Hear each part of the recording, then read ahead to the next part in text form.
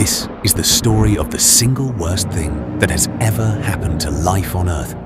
And it has nothing to do with the asteroid that killed the dinosaurs. 252 million years ago, 96% of all species on the planet were erased. The oceans turned toxic. The atmosphere loaded with poison, and the land baked under temperatures nothing could survive. When it was over, only 4% of life remained. And every insect, fish, mammal and bird alive today descended from that surviving 4%. Scientists call it the Permian-Triassic extinction event. The people who study it have another name: the Great Dying.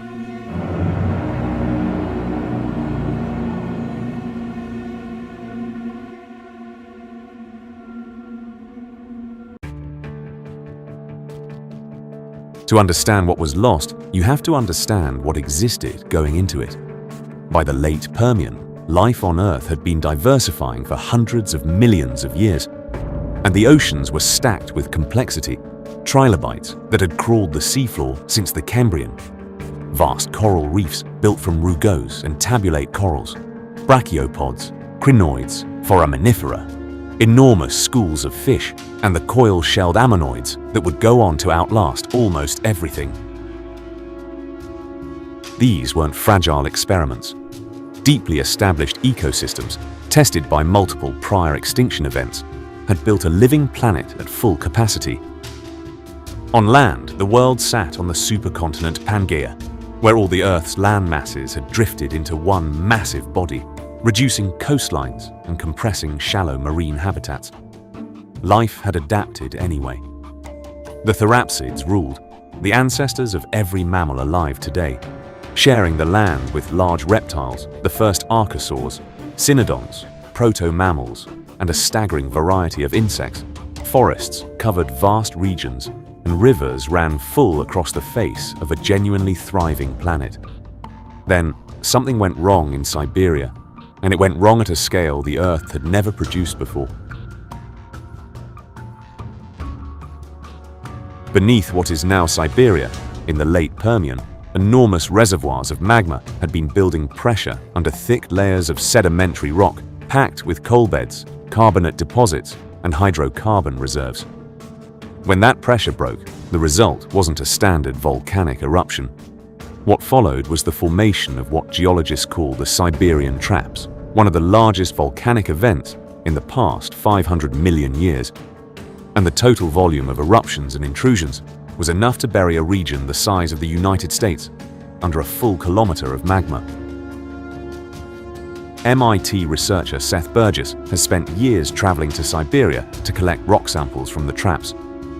Arriving by helicopter to remote locations, paddling inflatable boats down wide rivers, chiseling volcanic rock from cliff faces along the way. And his description of the event is direct. It's literally a singular event in Earth history. It's a monster.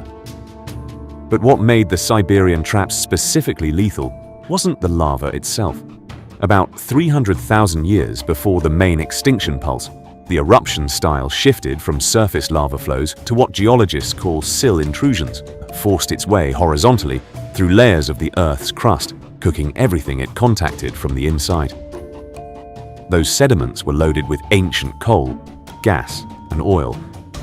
And the magma didn't just erupt through them, it thermally cracked them, ignited buried coal deposits, and released their contents directly into the atmosphere. The Siberian Traps didn't destroy the planet by covering it in lava. It destroyed the planet by setting fire to everything buried beneath it. Before the Siberian Traps event, atmospheric CO2 sat at around 400 parts per million, a number that sounds familiar. By the time the extinction pulse peaked, CO2 had climbed to somewhere between 2,500 and 8,000 parts per million, with an estimated 3,900 to 12,000 gigatons of carbon added to the ocean atmosphere system, a volume roughly 5 times greater than every emission humans have produced since the start of the Industrial Revolution. And none of that arrived slowly. The Siberian traps drove one of the most rapid rises of atmospheric CO2 in the entire geological record, 5 times faster than the catastrophic eruption event that immediately preceded it, which meant Earth's climate systems had almost no time to buffer the input before it was already too late. About 10,000 years before the main extinction pulse, the oceans registered a warning. A massive spike of light carbon appeared in the rock record at Meishan, China, the global reference site for the Permian-Triassic boundary. A chemical signature that told geologists something enormous had been injected into the system. The Earth's chemistry had already begun to break, and what followed wasn't a single disaster. What followed was a cascade, a sequence of interlocking failures where each one fed directly into the next, and the speed of the collapse left almost nothing time to adapt. Global temperatures climbed first, and they climbed hard. By the peak of the extinction, the Siberian traps had pushed ambient temperatures to 35 to 40 degrees Celsius, and at the equator, ocean surface temperatures exceeded 40 degrees Celsius, 104 degrees Fahrenheit, sustained across the entire tropical ocean, the temperature of a hot tub held at scale across the planet's most biologically productive waters. Sea temperatures rose by 10 degrees Celsius or more over the course of the event, and fossil trackway data shows the biological response. Tetrapods shifted their geographic range 10 to 15 degrees poleward, fleeing the lethal equatorial zones for whatever cooler latitudes they could reach. Those that couldn't move simply died in place. As surface temperatures climbed, the ocean's circulation broke down because warm water holds less dissolved oxygen than cold water. And once stratification set in, the mixing that keeps oceans biologically viable ground to a halt. In the deepest, most oxygen-depleted layers, sulfate-reducing bacteria, ancient microbes that require no oxygen at all, took over, consuming dissolved sulfate and expelling hydrogen sulfide, H2S, as their byproduct. As UC Riverside Earth System modeler Dominic Hilser described it, as temperatures increased, the euxinic zones got larger, more toxic, and moved up the water column into the shelf environment where most marine animals lived, poisoning them. Euxinia is the condition scientists use when water is both oxygen-free and rich in hydrogen sulfide, and during the end Permian, it spread across the global ocean, expanding from the deep into the shallow shelf environments where virtually all complex marine life existed. Coral reefs hit walls of toxic water, brachiopods, trilobites, crinoids, organisms that had outlasted every prior catastrophe in Earth's history, suffocated and dissolved. And when the hydrogen sulfide reached high enough concentrations, it crossed from the ocean surface into the atmosphere, carrying the kill mechanism from the sea onto land. Hydrogen sulfide is acutely lethal at high concentrations, destroying the ozone layer, poisoning respiratory systems, and shutting down photosynthesis. The Siberian traps were simultaneously pumping sulfur dioxide into the sky, which combined with atmospheric moisture to produce acid rain that stripped forests of their soil. The river systems record this transition in the rock. Sediment patterns that had shown slow, meandering rivers abruptly shifted to chaotic, braided channels, the geological fingerprint of a landscape stripped bare, with nothing left to hold the ground together. The planet's atmosphere was overloaded with CO2, the sky laced with H2S and SO2, acid rain destroying what survived the heat, and the ocean had become, across vast regions, a warm, toxic, oxygen-free environment where nothing complex could live. A narrow refuge zone existed, sandwiched between lethally hot surface waters and poisonously anoxic depths, and life was squeezed into it from both sides simultaneously. The asteroid that killed the dinosaurs eliminated approximately 76% of species on Earth. It ended the age of the non-avian dinosaurs and reshaped life on the planet. And by any standard, it was catastrophic.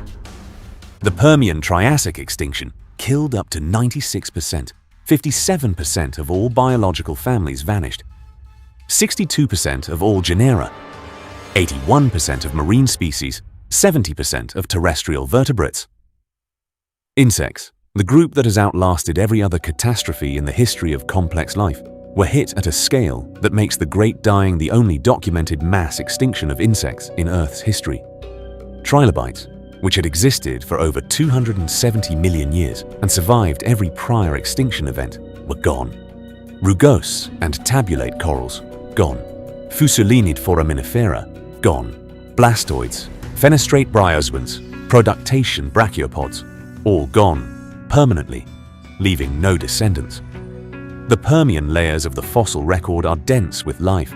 The Triassic layers sitting directly above them are nearly empty, and that gap in the rock, that sudden, total silence, is what 96% extinction looks like when you hold it in your hands. In the collapsed ocean of the earliest Triassic, clams and ammonoids monopolized the shallow seas for the first 2 million years, moving through environments that had once supported some of the most complex ecosystems Earth had ever produced. Many survivors shrank. Smaller bodies reproduce faster, need fewer resources, and can tolerate conditions that would kill a larger animal, a pattern scientists call the Lilliput effect, documented across multiple groups in the post-extinction fossil record. On land, survival came down almost entirely to one animal. Lystrosaurus was a tusked, pig-sized herbivore, a dicynodont therapsid, part of the broader lineage that would eventually produce mammals. And it was not the most impressive creature the Permian had offered.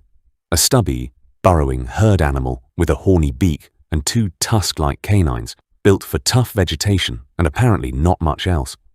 After the Great Dying, Lystrosaurus owned the world. In the earliest Triassic fossil beds, South Africa, Antarctica, Russia, India, China, Lystrosaurus fossils dominate to a degree with no parallel in the history of vertebrate life. In the Lystrosaurus assemblage zone in South Africa, 95% of all land vertebrate fossils belong to this one genus, spread across the entire supercontinent, and it stands as the only documented instance in Earth history where a single vertebrate genus dominated land life to that extent. Evidence from fossilized tusks suggests Lystrosaurus could enter a hibernation-like torpor, the oldest known evidence of this ability in any vertebrate, which likely helped it survive conditions that killed everything around it. Underground, the cynodonts and therocephalians, small burrowing proto-mammals, ancestors of every mammal alive today, rode out the disaster in whatever pockets of survivable environment remained. The archosauromorphs, ancestors of every bird and crocodilian, persisted in small numbers as well. And right at the Permian-Triassic boundary, the fossil trackway record shows something that took researchers by surprise. All medium and large tetrapods abruptly switched from a sprawling posture to an erect one, the same shift that separates cold-blooded reptiles from warm-blooded birds and mammals. And the leading interpretation is that only animals capable of high efficiency, warm-blooded physiology could function in what the world had become.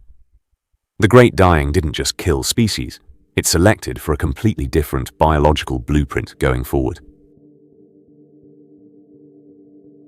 For decades, geologists estimated the Permian extinction played out over millions of years. Then better dating techniques arrived, and the timeline compressed.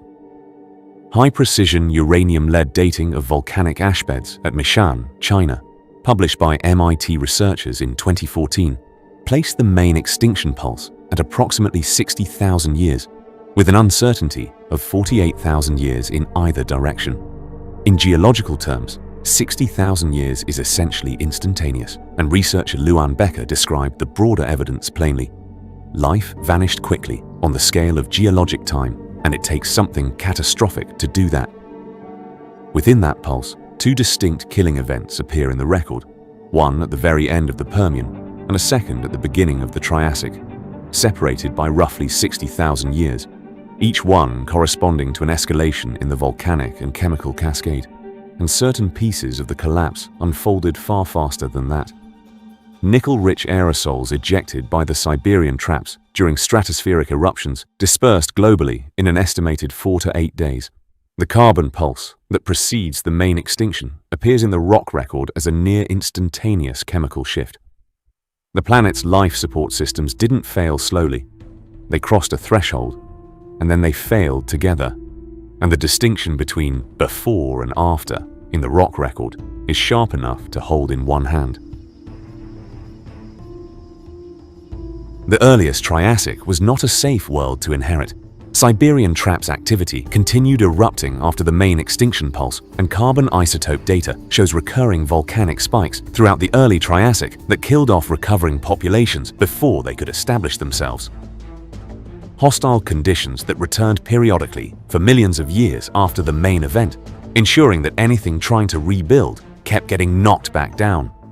Gymnosperm forests took 4 to 5 million years to recover globally, and for 10 million years after the extinction, the rock record contains essentially no coal, what scientists call the coal gap, because coal requires trees, and trees had been functionally eliminated as a major ecosystem component across most of the planet.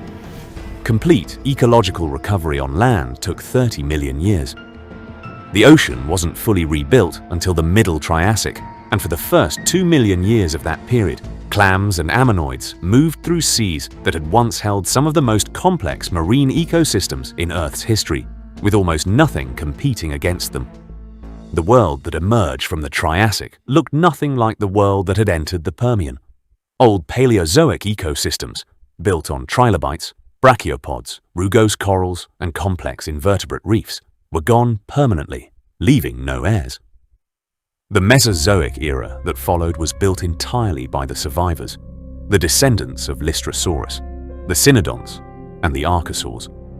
From those lineages came dinosaurs, and then, 186 million years later, came the asteroid, the one everyone knows, that cleared the non-avian dinosaurs and handed the world to the mammal lineage that a burrowing, tusked, pig-sized animal had kept alive through the worst catastrophe in Earth's history. The Great Dying tells us something specific about how planetary systems fail.